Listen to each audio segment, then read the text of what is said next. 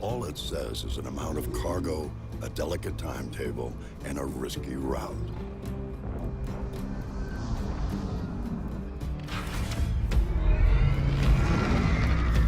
You know you've got 42 cubic meters to pack full of profit.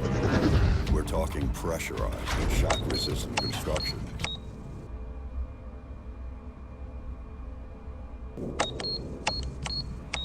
Difficult part is finding black powder. It is not refined in this region. It's usually considered almost a byproduct of some of the mining and smelting in this, and it's very rare to find. Eventually you find one smithy that gathers it.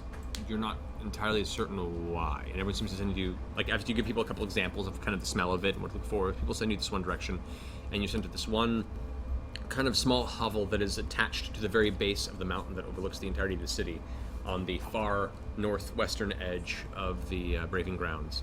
You come to the door, and it's a very, very simple, kind of slovenly kept house. The wood itself is a little warped from the weather. It hasn't kept well, and there's kind of a musty smell of mildew from the outside of the building. But you see a slight glow between the cracks. Apparently there's some sort of interior light. Hello? Yes? Oh. Charming. My name is Percival Frederickstein von Musa-Kowalski de Roller III. Huzzah! Thank you. I was sent to you. I was sent here in terms to hopefully negotiate the purchase of some black powder. I've heard that you. The door slams open at this point, mid-sentence, and you see from around the corner a very lithe, crooked-looking man. Quite elderly, but very spry for his size. You can see his arms and legs are very lanky and almost spider-like in the way they move and shift as he peeks out, and you can see he has spectacles of 2 different sizes and thickness around each eye. His hair is kind of frazzled and gray and white. Yes! Oh. You said you need black powder! Yes, come in! And he runs back into the hovel. Nice. I gingerly enter this. As you step inside, the scent hits you immediately, and you realize this place is probably filled with black powder, and the last thing anyone wants is to set off any sort of flame. This would be a very bad idea. And as you look around, your eyes adjust to the low-lit interior. You realize it's low-lit because there are 2 very, very faintly set magical torch sconces on each side that are very, very low light.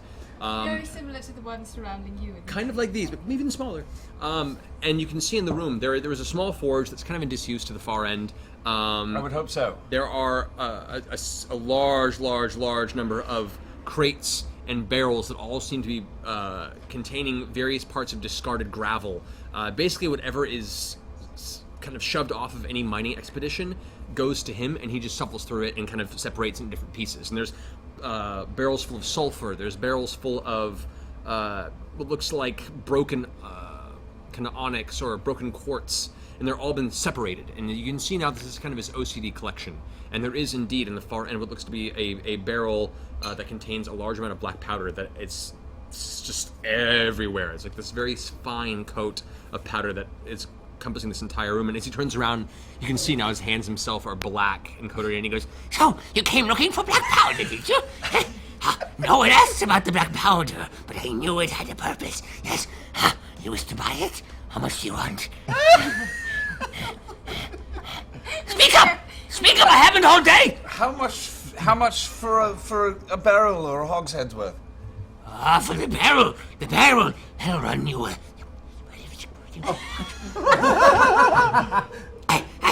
4,623 gold pieces for the barrel. However, for a hogshead... You can see now there's spittle dribbling down his chin. It's as if I can see the spittle myself. Yes, indeed. For the hogshead, which... And he turns around and shuffles through a bunch of pieces of burlap and sack and pulls out what looks to be an actual dried and hollowed out hogshead. To fill this hogshead with it, this will only cost you 426 gold pieces. Good pointing. Yes. How about 400 even, and you can direct me to some ore as well? Ore? I do not work in ore. I thought you might have a friend. Make a persuasion roll. Nice, Percy. Oh. Nice, Percy. Look at that, he slipped right into Mercer there. No, that's Yeah. I love Percy. 25. 25. I'm sure you have a friend. You seem so amiable. 400. 400, I send you to Samson. Yes? Yes, you take? My good sir, you have a deal. Glorious! He turns around and just jams the head into the barrel of black powder, picks it up. The soot kind of settles against you and the rest of you guys as you now find yourself partially covered in this slowly dissipating cloud of black powder. You cough instinctively and push it away. 400 gold. You pay? I gingerly put the purse down in front of me. He takes it with a whisk. It's already put away into a side pouch, and you hear the clanging of kind of haphazard coins in his far pocket. Yeah. Okay, take it. To Samson, this way. And he grabs your arm and drags you out of his hovel. He points across the way with this kind of shaking, crooked finger. Samson, there, in the brick building. I tell him, Vitan sends you. He'll give you all. Thank you for all of your help. You've been so kind. Oh, my pleasure. You want more powder? Come back. I might do that. Good. Goodbye. And pushes you out, takes both of you by the arms and pushes you out, slams the door behind, and you are left kind of standing there half covered in blackened soot and black powder in the center of the thoroughfare midday, kind of stunned by the whole encounter. I mean, come on. Amazing. Oh, no, fuck off. Amazing. Come on.